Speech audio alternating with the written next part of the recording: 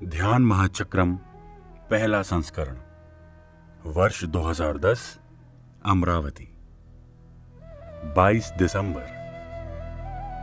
ध्यान करने से ही हम मिलजुल कर रह सकते हैं। ध्यान का अर्थ है खुद के साथ मिलना।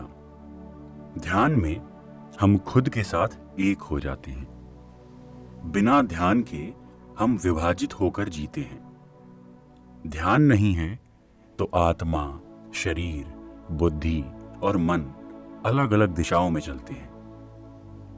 ध्यान में जब इन सबका मिलन हो जाता है तो विभिन्न दिशाओं में बिखरी हुई ऊर्जा और खंडित भाग सब एक हो जाते हैं। शरीर, मन, बुद्धि और आत्मा का मिलन ही ध्यान है। उस स्थिति में मैं और तुम का भाव भी नहीं रहता। जब आंखें खुली हैं तो भिन्नता दिखाई देती है।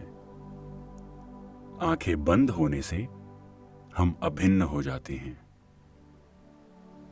जब हम खुद के साथ एक हो जाते हैं तभी दूसरों के साथ मिलजुल कर रह सकते हैं।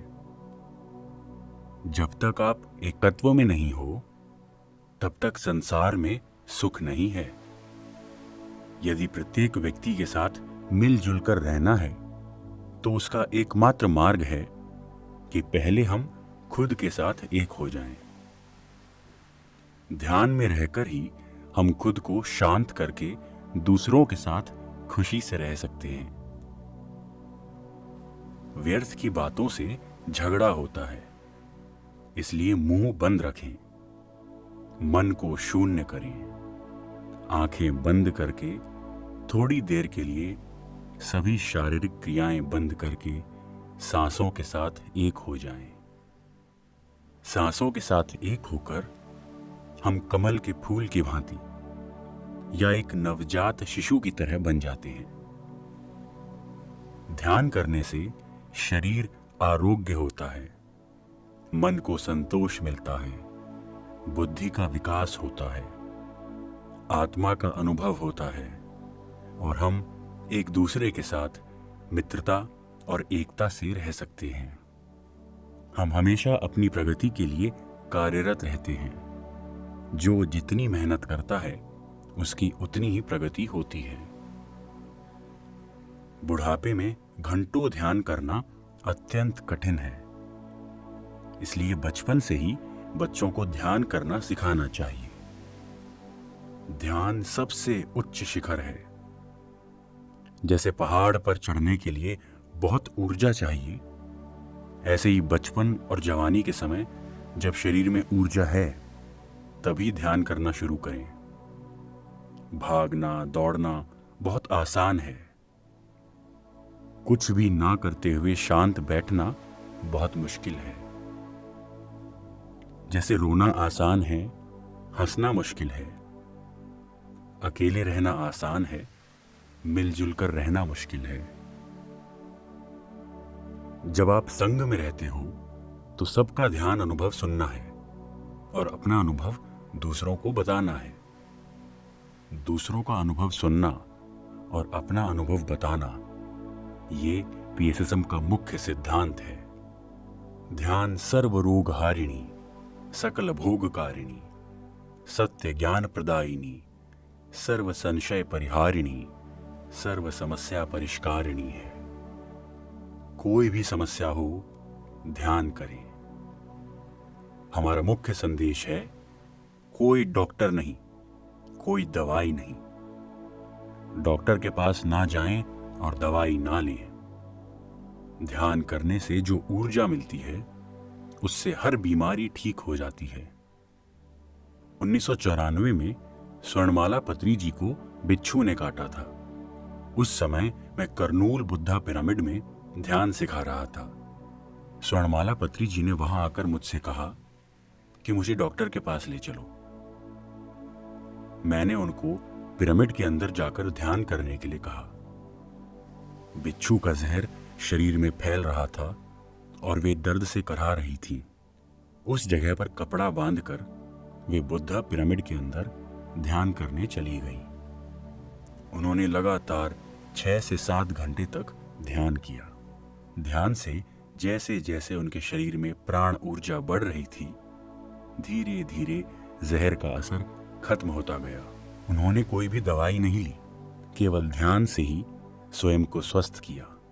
हमारे अंदर इतनी शक्ति है कि हम किसी भी बीमारी को बिना किसी दवाई के केवल श्वास ऊर्जा यानी प्राण ऊर्जा से ठीक कर सकते हैं। 23 दिसंबर, जहां ध्यान नहीं वहां ज्ञान नहीं। ज्ञान क्या है और अज्ञान क्या है? ज्ञान अर्थात मैं आत्मा हूं, अज्ञान अर्थात मैं शरीर हूं। हमेशा याद रखना है, हम सब भगवान हैं। ध्यान से ही ये ज्ञान आएगा। हम सब आध्यात्मिक प्राणी हैं। इस ज्ञान से ही हमारा अज्ञान दूर होगा। जैसे कोई अंधकार से प्रकाश की ओर जाता है तो प्रकाश में हर चीज स्पष्ट दिखाई देती है। अंधकार में कुछ भी दिखाई नहीं देता। जब आप ऐसा सोचते हैं कि मैं मनुष्य हूं, तो आप अंधकार में जी रहे हैं। जीवन में आधा समय हम अज्ञान और संशय में ही जीते हैं। अज्ञान की वजह से हम कुछ भी देख नहीं पाते। पति पत्नी, बच्चे, माता पिता, जीव जंतु, पड़ोसी, कोई भी समझ में नहीं आता, क्योंकि हम अपनी संकुचित बुद्धि से सोचते हैं। जब ये अंधकार दूर हो जाता है तो हमें उन्हीं रिश्तों में सुंदरता दिखाई देती है। पहली बार हमें अपने आसपास सूर्योदय, सूर्यास्त और प्रकृति की सुंदरता दिखाई देती है। मैं आत्मा हूं, ये ज्ञान ध्यान से आता है। हम जितना ज्यादा ध्यान करते हैं उतना ज्यादा ज्ञान प्राप्त होता है। अज्ञान से हम में न्यूनतम भाव आता है और ज्ञान से उच्चतम भाव आ जाता है। जब ये ज्ञान आता है कि मैं भी भगवान हूं, तुम भी भगवान हो, हम सभी भगवान हैं, तो उच्च और निम्न भाव किस लिए है? जब हमारे मन में ये दोनों भाव नहीं है तो हम सभी प्राणियों को सम्मान देते हैं।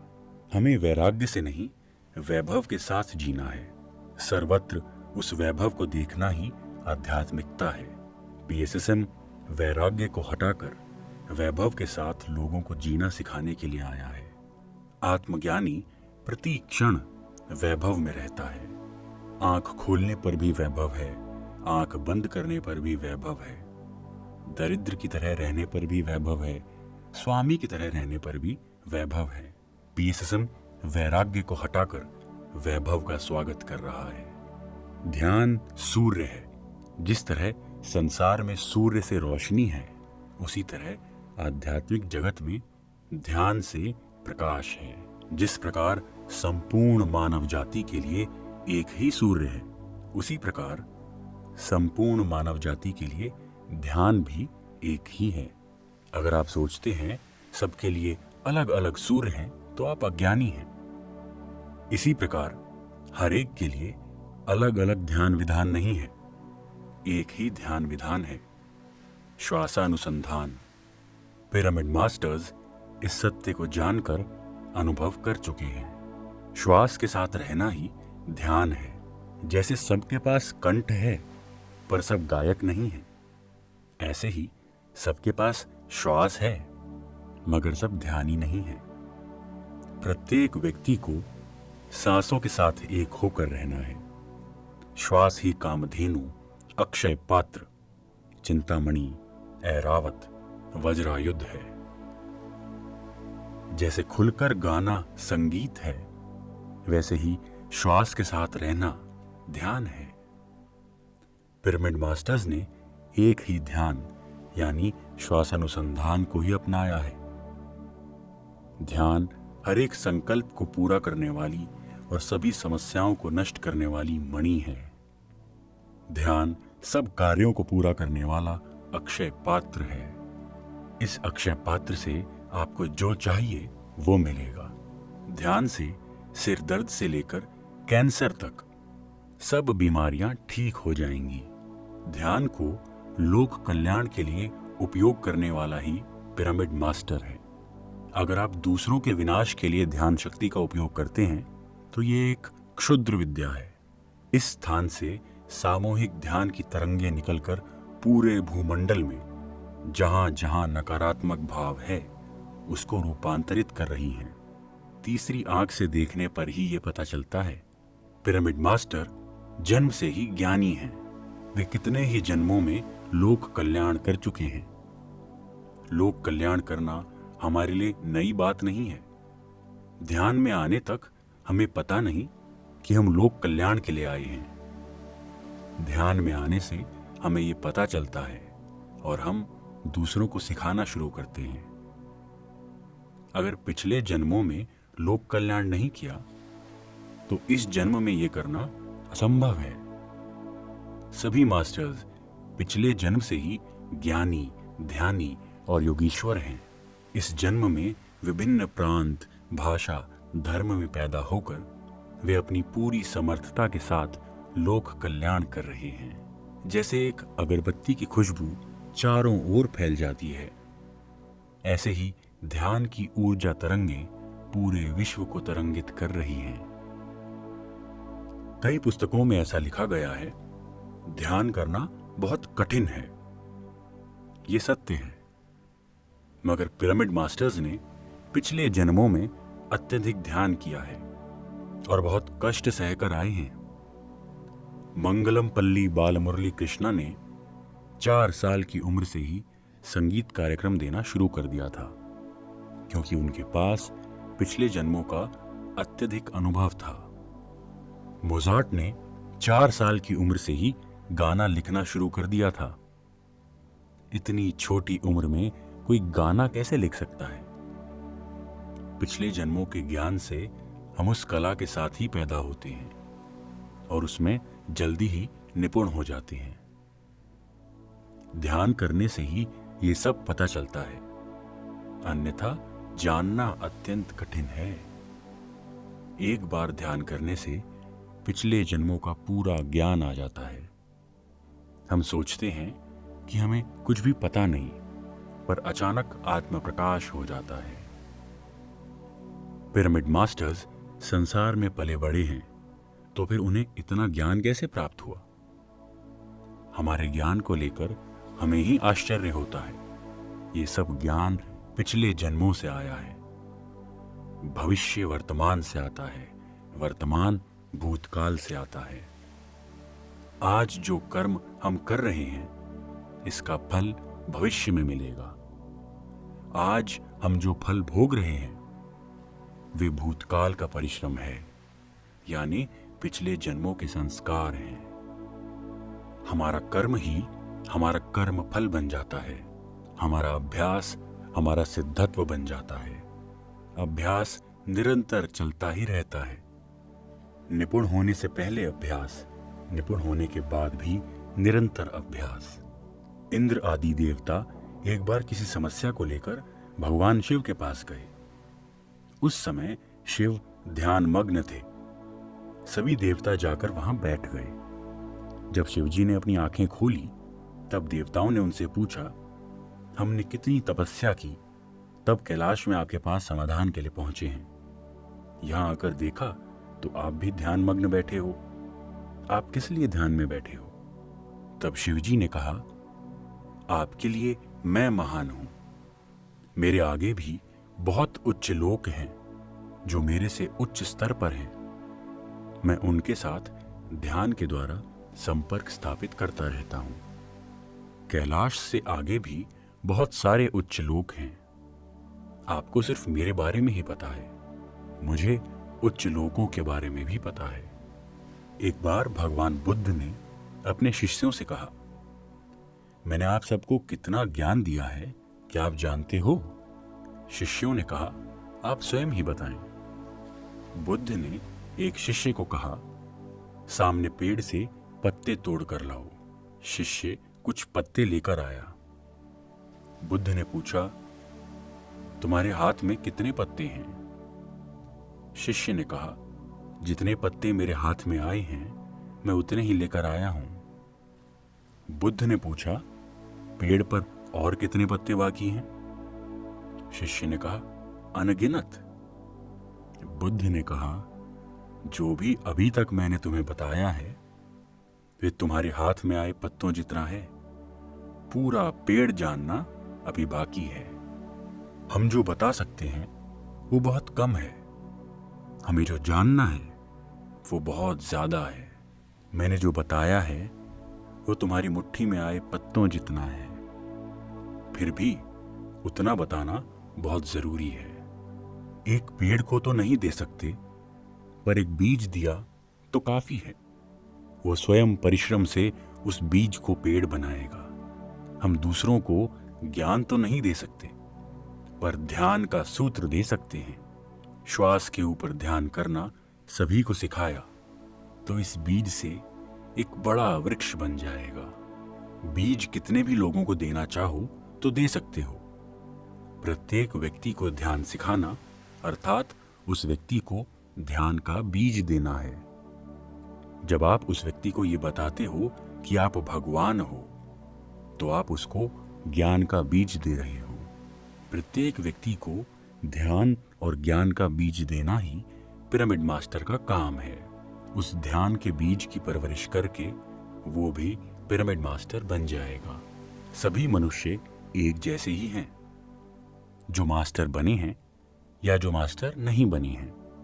उदाहरण के लिए जैसे एक स्त्री मां बनती है, लेकिन जो स्त्री मां नहीं बनी उसमें भी मां बनने की पूरी क्षमता है। वो 15 साल से लगभग 50 साल की उम्र में कभी भी मां बन सकती है। ऐसे ही भगवत तत्व हर एक मनुष्य के अंदर है। जब वो ध्यान में आकर खुद को जान लेता है कि मैं भगवान हूं, तो मास्टर बन जाता है। हमारे पास सर्व शक्तियां हैं, पर बाहर से कुछ भी दिखाई नहीं देता। ठीक उसी प्रकार जैसे बीज में वृक्ष बनने का पूरा सामर्थ्य है, पर बाहर से दिखाई नहीं देता। संतान उत्पत्ति करने का सामर्थ्य हर स्त्री में है, पर उसके लिए उसे मां बनने की प्रक्रिया पूरी करनी है। ऐसे ही हमारे पास कुंडलिनी, तृतीय नेत्र, 7 शरीर आदि सब हैं, पर ये सब केवल ध्यान से ही जागृत होंगे। आंखें बंद करके श्वास के साथ ध्यान करने से हमारे अंदर की शक्तियां जागृत हो जाती हैं। 24 दिसंबर, भावनाओं में बहना नहीं। हम हर दिन किस स्थिति में हैं ये पता लगाना ही ज्ञान है। अगर मैं गुस्से में हूं तो मुझे पता होना चाहिए कि मैं गुस्से में हूं। मैं अगर खुशी या आनंद में हूं तो मुझे पता होना चाहिए कि मैं आनंद में हूं। यानी हमें हर स्थिति में जागरूक रहना है। गुस्से में हम अपनी जागरूकता खो बैठते हैं और खुद को भूल जाते हैं। यदि गुस्से में हम खुद को नहीं भूले तो वो ज्ञान है। दुख में भी हम खुद को भूल जाते हैं और सुख में भी बह जाते हैं। यही अज्ञान है। हम होश खो बैठते हैं और भावनाओं में बह जाते हैं। हमें हमेशा होश में रहना है। वर्तमान पल में होश पूर्वक जीना ही ज्ञान है। माया महल में दुर्योधन घूम रहा था। महल में एक जगह पानी का भ्रम पैदा किया गया था, पर वहां पानी था नहीं। एक जगह पर ऐसा लगता था कि पानी नहीं है, पर वहां पानी था। घूमते घूमते दुर्योधन ने एक जगह यह सोचकर पांव रखा कि यहां पानी नहीं है, पर वहां पर पानी था और वो पानी में गिर गया। इस दृश्य को देखकर द्रौपदी को हंसी आ गई तो दुर्योधन को बहुत गुस्सा आया। मैं एक राजाधिराज हूं और ये स्त्री मेरी हंसी उड़ा रही है। एक स्त्री के सामने मैं अपमानित हुआ हूं। यदि ये क्रोध 5 मिनट तक रहता तो उसका दुख भी 5 मिनट बाद चला जाता, क्योंकि द्रौपदी जानबूझकर नहीं हंसी थी। कोई अगर केले के छिलके पर फिसलकर गिर जाए तो हमें हंसी आ ही जाती है। दुर्योधन अगर इतना अपमान महसूस नहीं करता और उस भावावेश में बह नहीं जाता तो ये सहज था। हंसना अत्यंत सहज है, लेकिन अपमान और गुस्से में दुर्योधन इतना बह गया कि महाभारत का युद्ध हो गया। दुख में हम बह जाते हैं। यदि दुख के समय भी होश में रहें तो हम दुख से बाहर आ जाएंगे। भावनाओं में बहना ही अज्ञान है। एक बार गौतम बुद्ध भिक्षाटन के लिए निकले। उन्होंने एक व्यक्ति से भिक्षा मांगी तो उसने कहा, तुम हाथों से कुछ काम करके जीविका कमा सकते हो, फिर भिक्षा क्यों मांग रहे हो? वो व्यक्ति लगातार बुद्ध को बुरा भला कहता रहा।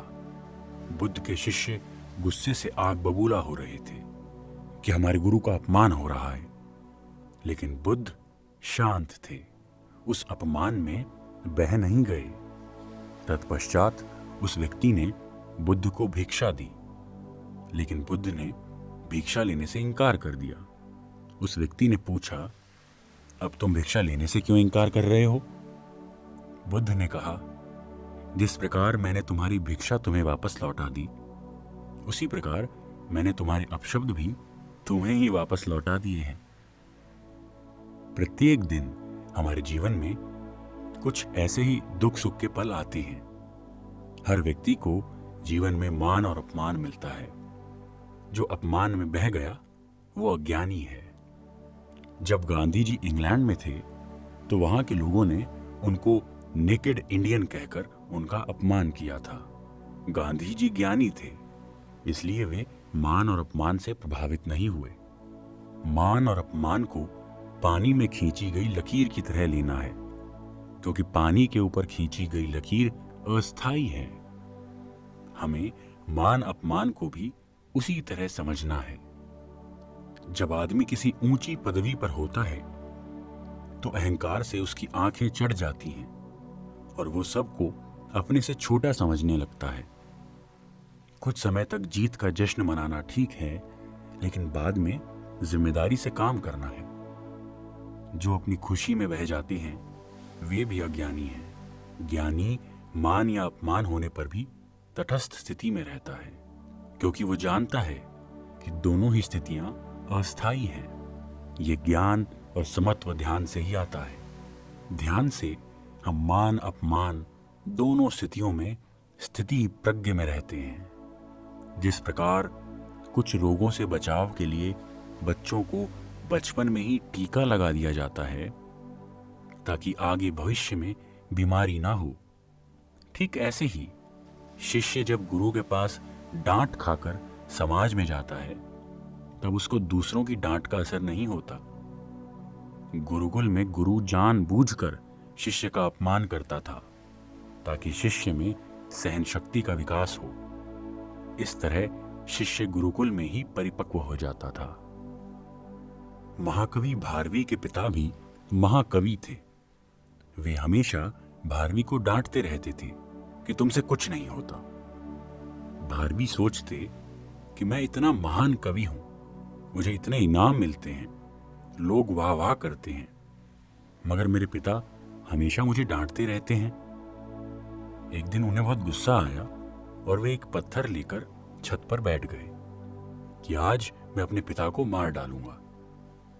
उसी समय माता पिता दोनों बातें करते हुए आ रहे थे। माँ कह रही थी कि तुम हर समय अपने पुत्र को क्यों डांटते रहते हो और क्यों उसका अपमान करते रहते हो। पिता ने कहा, तुम्हें क्या लगता है मैं उसे प्यार नहीं करता?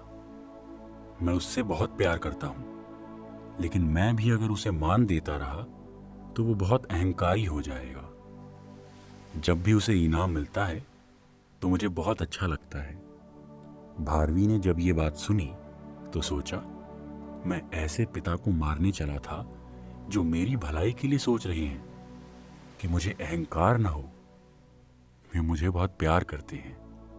उन्होंने नीचे आकर पिता के चरणों में प्रणाम किया और कहा, मैं आपको मारना चाहता था, मुझसे बहुत बड़ा दुष्कर्म हो गया है, मुझे उसका दंड दो, नहीं तो मेरे दुष्कर्म की निवृत्ति नहीं है।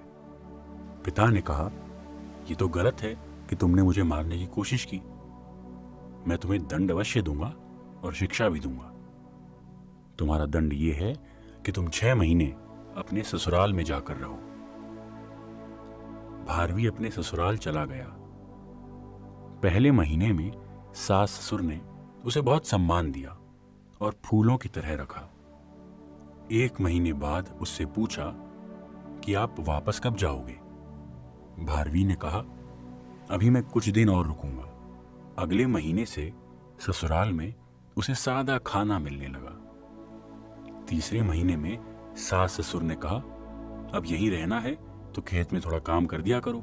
चौथे महीने में कहने लगे, घर पर भी थोड़ी मदद कर दिया करो।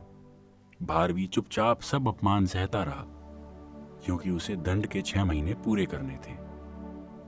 5वें महीने में वो घर के सभी काम भी करने लगा। घर का दामाद है, फिर भी घर वालों ने बहुत अपमान किया। 6 महीने में वो सब कष्ट भोग कर अपने घर वापस आया। जो मान अपमान को समान रूप से लेता है वो ज्ञानी है।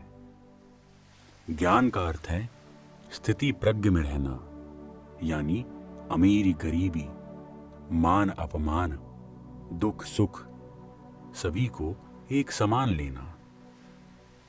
समत्वम योग उच्यते। ज्ञानी के लिए रात गई तो बात गई, लेकिन अज्ञानी बातों को भूलता नहीं। 25 दिसंबर, जीसस का संदेश, शाकाहार और ध्यान। I am the son of God and you and I R one. मैं ईश्वर का बेटा हूं, आप और मैं एक ही हैं। भगवान के साम्राज्य में प्रवेश करना है तो आपको सबसे पहले अपने भीतर प्रवेश करना होगा, क्योंकि भगवान का राज्य आपके अंदर है, बाहर नहीं। अंदर कैसे जाएं? उसके लिए हमें अपनी सांसों के साथ एक होकर ध्यान करना है। पहले आपको ईश्वर के राज्य में प्रवेश करना है, फिर उसके धर्म में रहना है। उसके धर्म में रहना क्या है? उसके धर्म में रहना यानी अहिंसा और करुणा में जीना। भगवान के धर्म में रहने पर जो चाहिए वो सब मिलेगा।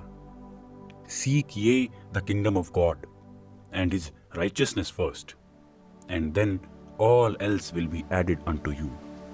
PSSM इस कथन का दर्पण है। अच्छा व्यवहार यानी अहिंसा और करुणा में जीना, जीव हत्या नहीं करना, क्रिसमस के नाम पर मांसाहार खाना भगवान के धर्म में रहना नहीं है। पूरे प्रपंच में लोग जीव हत्या करके क्रिसमस मना रहे हैं। ये धर्म नहीं, अधर्म में जीना है। जो लोग बकरी, मुर्गा, मछली आदि को खाते हैं वे उसके धर्म में नहीं जी रहे हैं। अतः भगवान, इसलिए वे भगवान के साम्राज्य में प्रवेश नहीं कर सकते।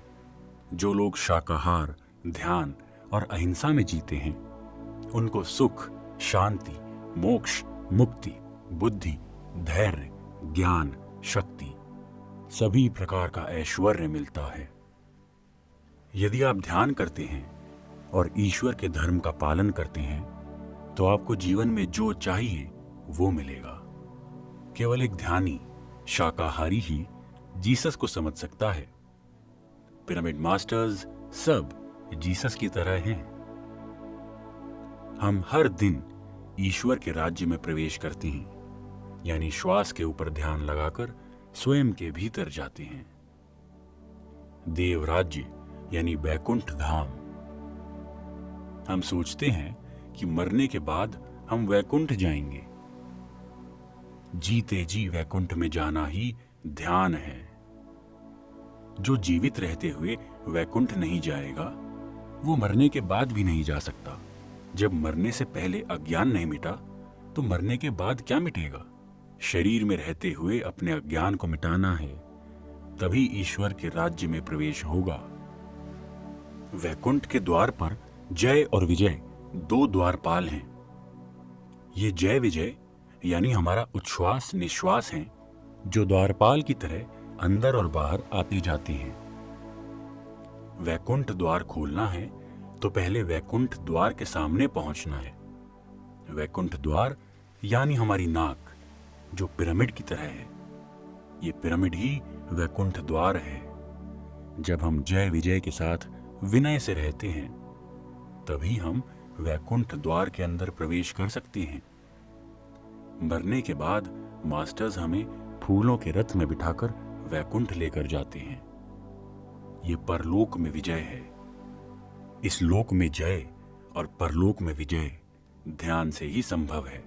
सर्वधर्मान परित्यज्य मामेकं शरणं व्रज, अहं त्वा सर्व पापेभ्यो मोक्षयिष्यामि मा शुचः।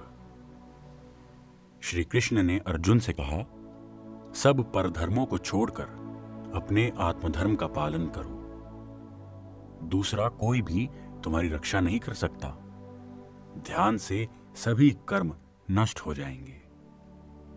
करने लायक दो ही बातें हैं, बाहर दुनिया में अहिंसात्मक जीवन जीना, आंतरिक दुनिया में ध्यानात्मक जीवन जीना।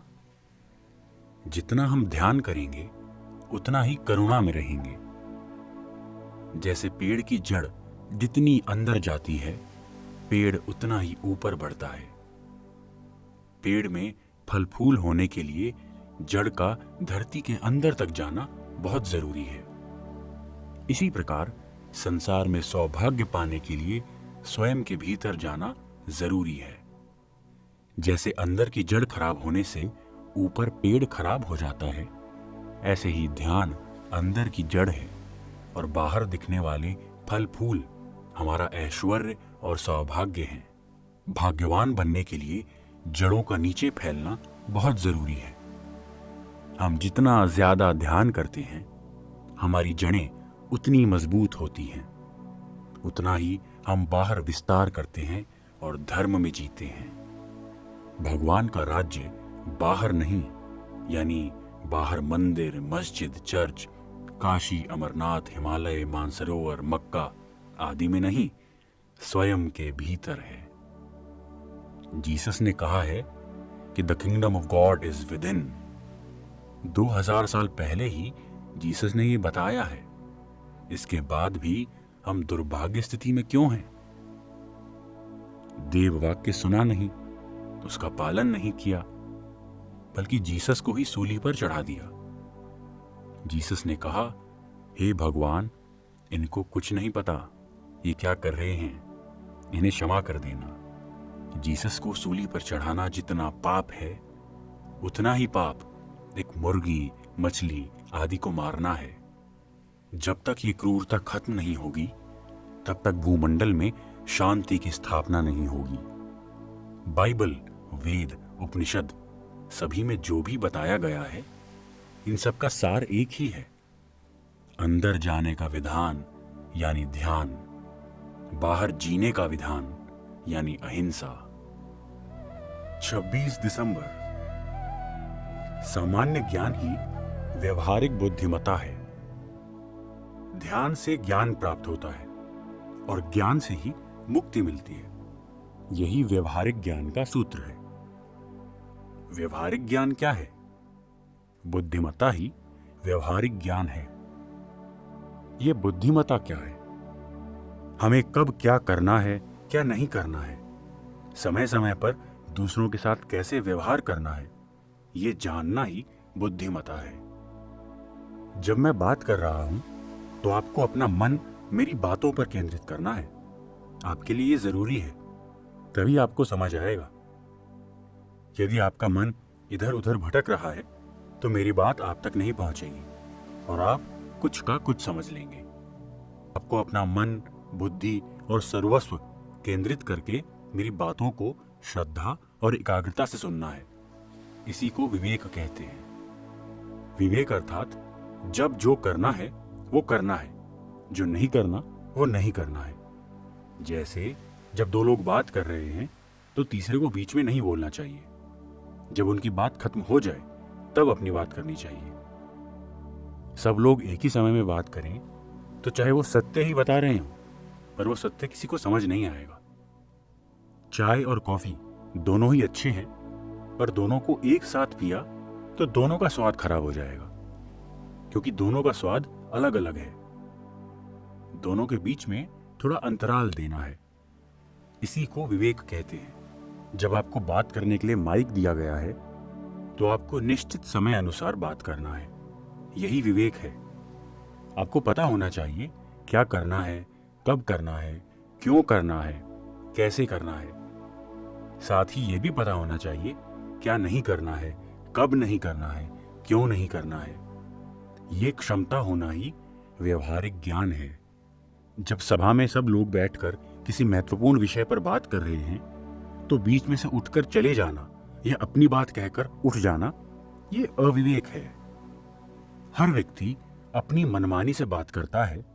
बात करने की इतनी तीव्र इच्छा है कि दूसरे की बात भी पूरी नहीं सुनता। बात करना एक कला और विज्ञान है। जैसे सितार और वायलिन सीख कर ही बजा सकते हैं, इसी प्रकार बात करना सीख कर ही आप सही तरीके से बात कर सकते हैं। जिस प्रकार बांसुरी हाथ में लेकर फूंकने पर संगीत नहीं आएगा, ऐसे ही कुछ भी बोलने से मुंह से आवाज निकलेगी पर ज्ञान नहीं आएगा। आपकी वाणी में ज्ञान ध्यान से आता है। मुंह है तो हर समय बात करना और पेट है तो हर समय खाना अविवेक है।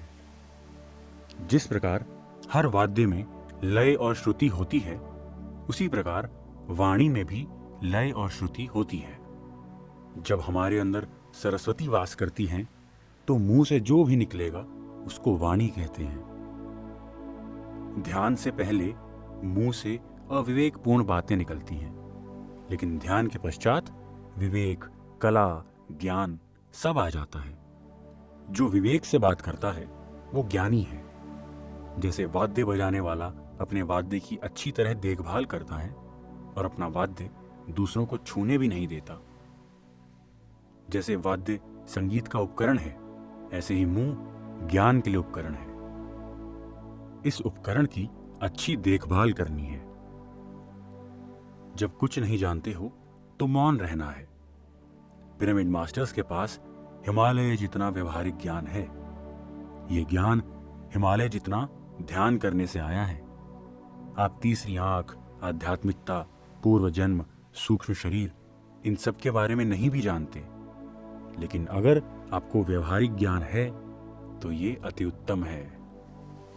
ध्यान से मन को निश्चल किया तो बुद्धि तीक्ष्ण हो जाती है, वाक सुशोभित और अलंकृत हो जाता है। जिस प्रकार हम चेहरे को संवारते हैं, उसी तरह वाक को भी सुसज्जित करना है।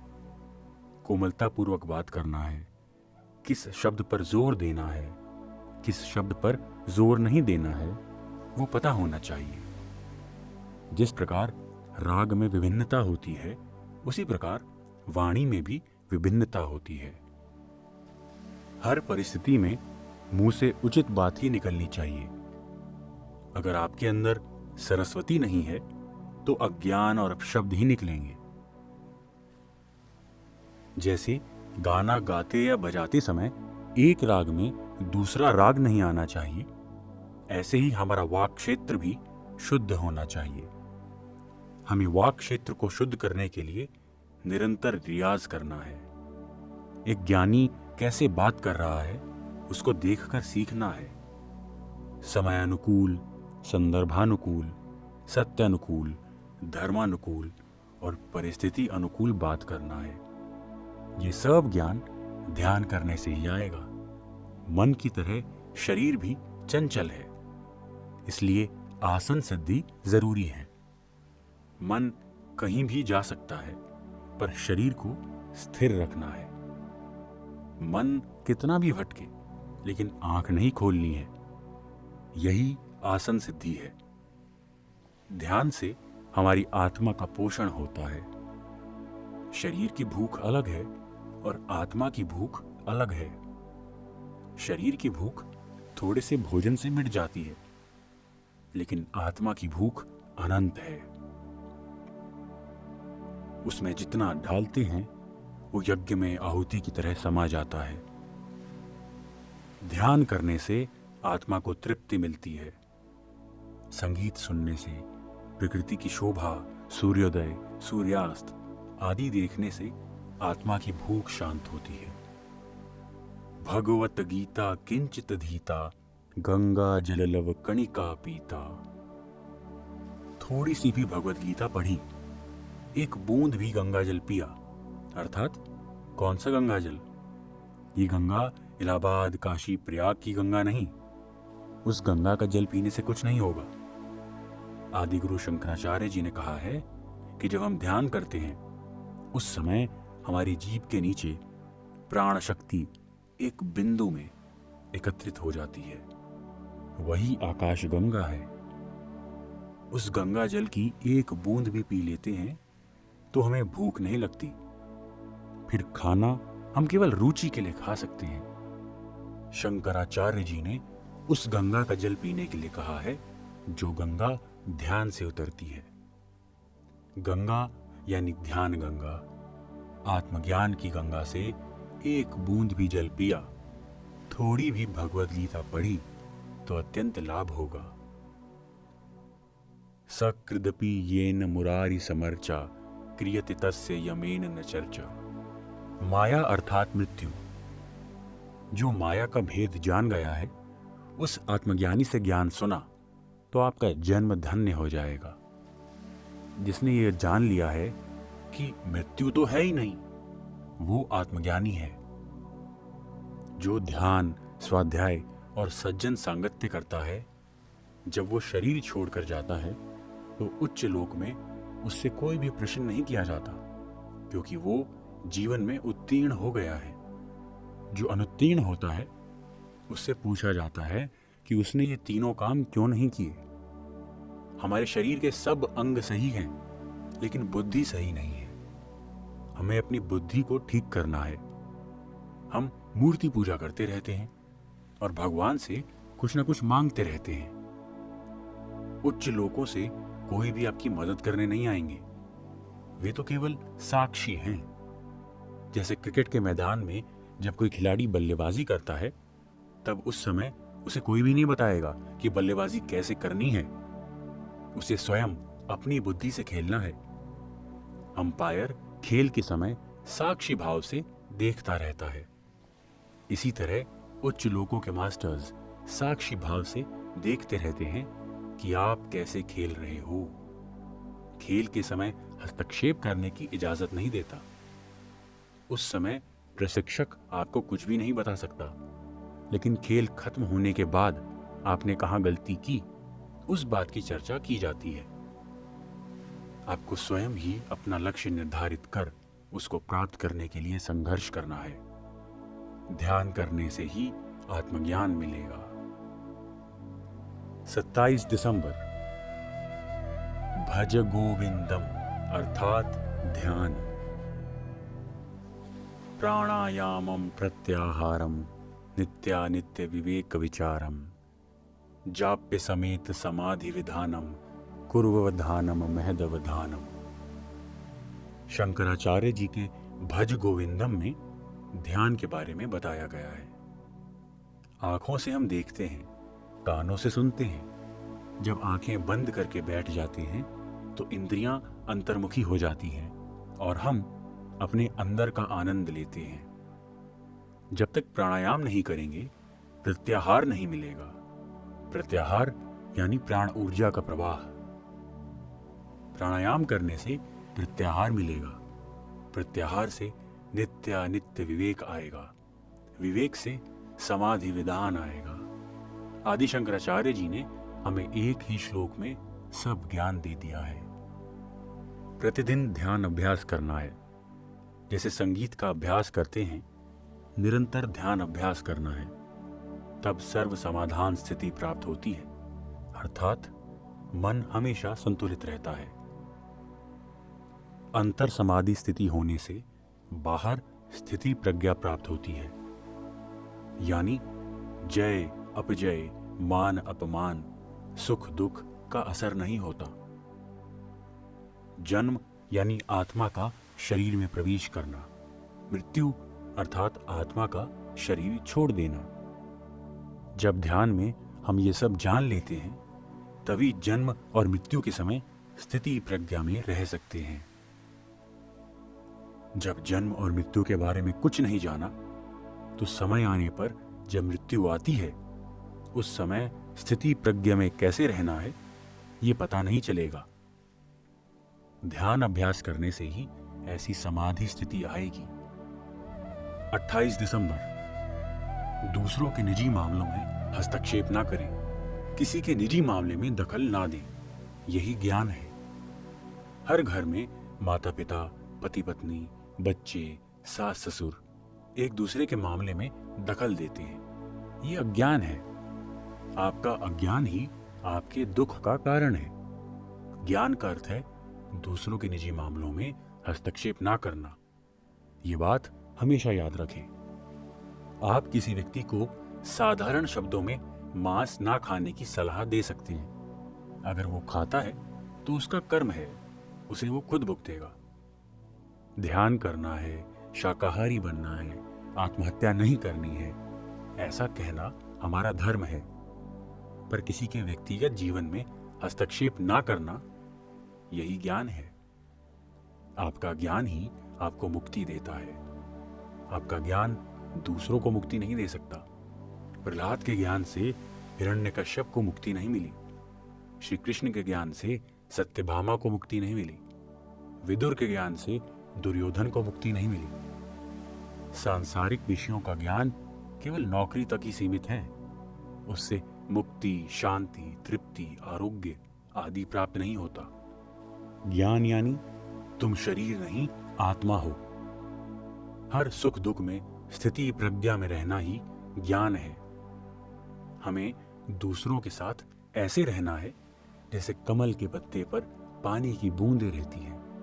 पति पत्नी, माँ बाप, बच्चे सभी आत्मा के अलग अलग स्तर पर हैं। इसलिए संसार में मिलजुल कर रहना मुश्किल है।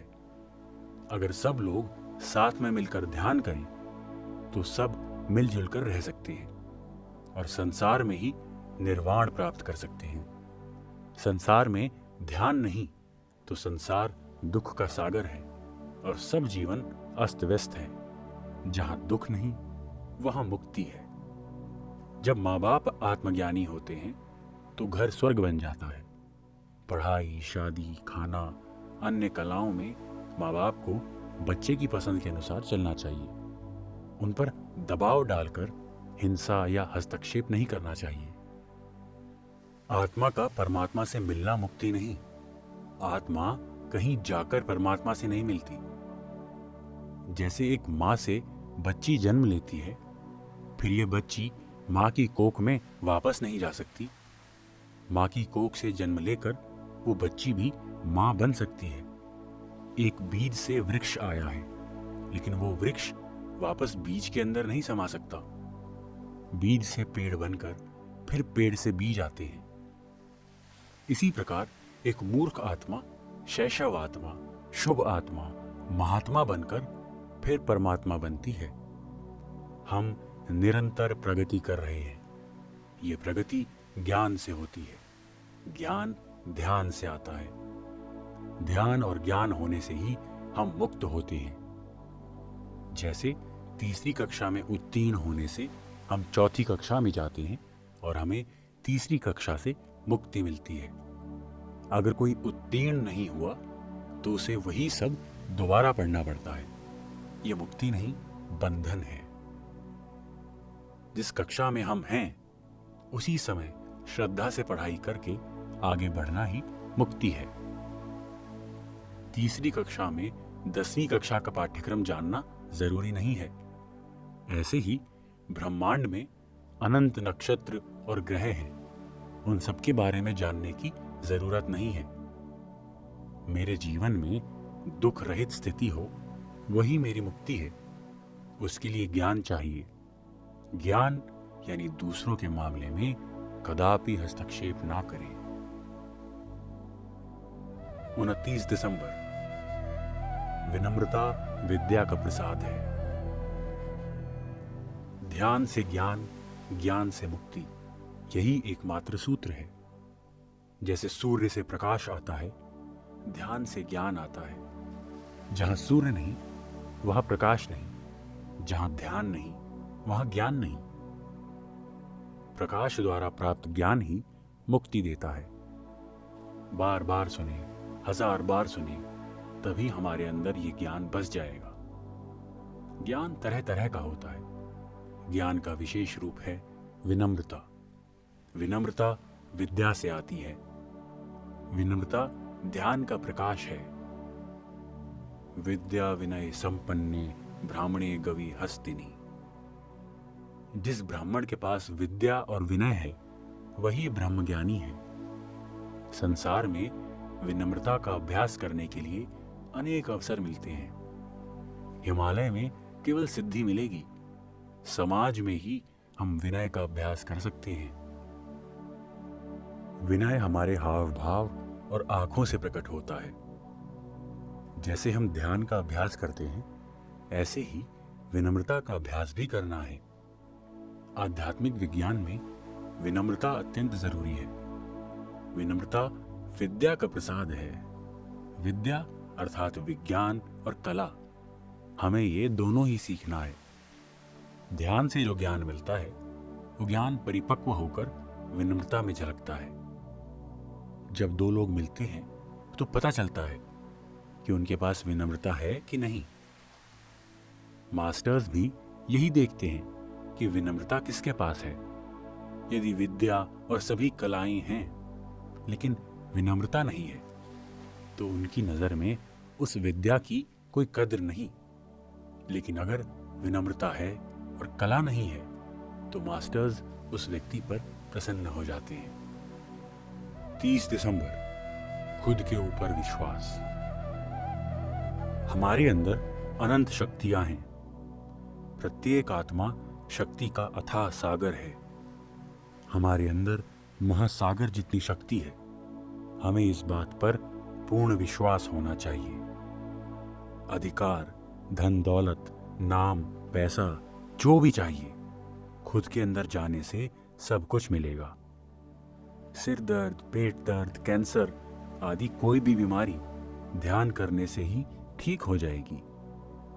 उसके लिए खुद के प्रति विश्वास होना जरूरी है। जीसस ने मानवता को विश्वास करना सिखाया है। विश्वास किसी दूसरे पर नहीं, खुद के ऊपर विश्वास होना चाहिए। बुद्धिमता अर्थात स्वयं पर विश्वास होना। एक बार जीसस कहीं जा रहे थे। सब लोगों ने उन्हें घेर लिया और उनको छूने लगे। जीसस ने पीछे मुड़कर पूछा, मुझे किसने छुआ है? लोगों ने कहा, बहुत विचित्र बात हुई है। आपको छूने से हमारी बीमारी दूर हो गई है। जीसस ने कहा, मैंने नहीं, आपके विश्वास ने आपको ठीक किया है। आप जीसस, साईं बाबा, तिरुपति बालाजी, किसी के ऊपर भी विश्वास रखो। आपका विश्वास ही आपको सब कुछ देता है। पिरामिड स्पिरिचुअल सोसाइटीज मूवमेंट में हमें केवल खुद के ऊपर विश्वास है। आत्म पदार्थ और आत्मशक्ति के प्रति विश्वास रखना और उस शक्ति का खुद के लिए उपयोग करना आत्मज्ञान है। हमें अपने पैरों पर खड़ा होना है। हम सबके पास इतनी शक्ति है, हमें खुद के ऊपर विश्वास करना है। हम किसी से कम नहीं हैं। अगर ध्यान नहीं किया, केवल उपवास ही करते रहे तो आत्मज्ञान नहीं होगा। जो लोग ध्यान नहीं करते, उन्होंने अगर खाना नहीं खाया तो मर जाएंगे। जिसके पास ध्यान है उसको खाना, नींद आदि की जरूरत नहीं है। मैं एक जन्म में 200 साल तक ध्यान में था। पिरामिड मास्टर्स ऐसे ही महान योगी हैं। मेरे पास केवल योगी ही आते हैं। हर एक व्यक्ति को खुद के प्रति विश्वास बढ़ाना है। हमें हर एक व्यक्ति को यही बताना है कि तुम एक महान मास्टर हो, तुम ही भगवान हो। तत्त्वमसि श्वेत केतु। जब पहली बार हम ये सुनते हैं तो हमें खुद पर विश्वास नहीं होता। मैं भगवान हूं, ये गुरु तत्व है। तुम भी भगवान हो, ये गुरु बोध है। हमारा खुद के ऊपर विश्वास जगाने वाला ही गुरु बोध है। मैं खुद के ऊपर विश्वास करके बहुत कुछ पा चुका हूं। आप भी खुद के ऊपर विश्वास करके जो चाहिए वो पा सकते हो। प्रत्येक दिन हमें खुद के ऊपर विश्वास बढ़ाते जाना है और खुद का सम्मान करना है। किसी भी बीमारी के लिए दूसरों के पास नहीं जाना है। अगर डॉक्टर आपको विभूति देकर कहे कि ये दवाई विदेश से मंगाई है तो डॉक्टर के प्रति विश्वास से ही आप ठीक हो जाओगे। इसे प्लेसिबो इफेक्ट कहते हैं। दूसरों के प्रति विश्वास छोड़कर खुद के प्रति विश्वास रखना ही आध्यात्मिकता है। 31 दिसंबर, जैसा मन वैसा जीवन। अष्टावक्र गीता में कहा गया है, या मति सा गति। जैसी मति होती है वैसी ही गति होती है। सूत्र बहुत सीधा है। सन्मति होने से सद्गति होती है, दुर्मति होने से दुर्गति होती है। महात्मा गांधी जी ने देखा, घर, समाज और देश में सब लोग झगड़ा कर रहे हैं, इसलिए उन्होंने सबके लिए सन्मति मांगी है। सन्मति कहां से आएगी? सब लोगों के पास दुर्मति है, सन्मति नहीं है, इसीलिए सब लोग दुख में हैं। ध्यान से ज्ञान और ज्ञान से सन्मति मिलती है। प्रार्थना ध्यान से पहले की स्थिति है। प्रार्थना में हम भगवान के आगे प्रार्थना करते हैं। साधना से हमें सन्मति मिलती है। जब प्रार्थना का अंत होता है तब ध्यान शुरू होता है। पीएसएसएम में हम प्रार्थना नहीं, केवल साधना करते हैं। बचपन से ही हमें स्कूल, मंदिर, मस्जिद, चर्च, हर जगह केवल प्रार्थना ही सिखाई जाती है। प्रार्थना यानी पर अर्थना, अर्थात दूसरों से मांगना। हमारी प्रार्थना सुनने वाला कोई नहीं है। जब हम ये समझ जाते हैं तब हम ध्यान साधना में आते हैं। हमें भगवान के आगे प्रार्थना नहीं करनी, बल्कि अपने मन पर नियंत्रण करना है। विविध दिशाओं से चंचल मन को हटाकर निश्चल, निश्चिंत और निर्विषय करना है। मन के ऊपर से सब विचारों के बादल हट जाने पर मन स्थिर हो जाता है। प्रार्थना से साधना की तरफ आना एक महान बदलाव है। ये ऐसा ही है जैसे छोटा बच्चा बड़ा होने पर मां का पल्लू छोड़ देता है। प्रार्थना की बाल दशा से शुरू होकर व्यक्ति मन और विचार शक्ति आने के बाद खुद अपने पैरों पर खड़ा हो जाता है। यही ध्यान साधना है। जब ध्यान साधना में आते हैं तो तरह तरह की साधना प्रक्रिया में घिर जाते हैं। मन से मंत्र है, तन से तंत्र है। तन से मुद्रा और यंत्र उपयोग करके तरह तरह की साधना प्रक्रिया करते हैं। तत्पश्चात अलग अलग मंत्र, गायत्री मंत्र, बुद्ध मंत्र, जैन मंत्र आदि में उलझ जाते हैं। ये मंत्र, तंत्र, यंत्र सब छोड़कर श्वास के ऊपर आना ही सर्वोत्तम है। जैसे हर एक बच्चा छोटे से बड़ा होता है, इसी प्रकार हर प्रार्थना करने वाला मंत्र, तंत्र, यंत्र करके आखिर में मंत्र, तंत्र, यंत्र रहित श्वासानुसंधान पर आ जाता है। इसके बाद बाकी सब साधना क्रम का अंत हो जाता है। जब साधना क्रम पता चल गया तब असली ध्यान साधना शुरू हो जाती है। पूरी मानव जाति को जंतु साम्राज्य की जिम्मेदारी लेनी है। मनुष्य जाति के लिए पशु जाति छोटे भाई बहन की तरह हैं। जब एक गाय, कुत्ता या बिल्ली का हम पालन पोषण करते हैं तो उसका अगला जन्म मनुष्य योनि में होता है। जंतु साम्राज्य में 3 तरह के जीव जंतु हैं, जलचर, पक्षी जाति और भूचर। हवा में उड़ने वाले परिंदे और पानी में रहने वाले जंतु मानव जन्म नहीं लेते। वे देव परंपरा में जाते हैं। वो प्रकृति आत्माएं हैं। पशु को पालतू बनाकर उसके साथ मित्रता करके उसकी रक्षा करना और उसको मानव जन्म में लेकर आना हमारी जिम्मेदारी है। मानव कितने जन्म लेता है, कितने लोक हैं, कौन से लोक से आया है, यह जलचर, भूचर, केचर कहाँ जाते हैं, इन सब को जानने के लिए आत्मविज्ञान चाहिए। आत्मविज्ञान होने के बाद प्रज्ञान यानी प्रचंड ज्ञान होता है। लोक कल्याण के लिए जो काम करते हैं वो प्रचंड ज्ञान की स्थिति में है।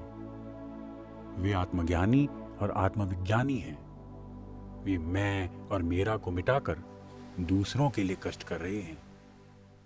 आत्मज्ञान शुरुआत है, आत्मविज्ञान मध्य स्थिति है और प्रचंड ज्ञान अंतिम स्थिति है। पीसेस एंड मास्टर्स अज्ञान से ज्ञान, ज्ञान से विज्ञान, विज्ञान से प्रज्ञान की तरफ सबको लेकर जा रहे हैं। पहले आत्मज्ञान चाहिए, मैं शरीर नहीं आत्मा हूं। फिर आत्मविज्ञान यानी सूक्ष्म शरीर, सूक्ष्म लोक, जन्म परंपरा, कर्म परंपरा को जानना, तत्पश्चात सबकी सहायता करना, ये प्रज्ञान है।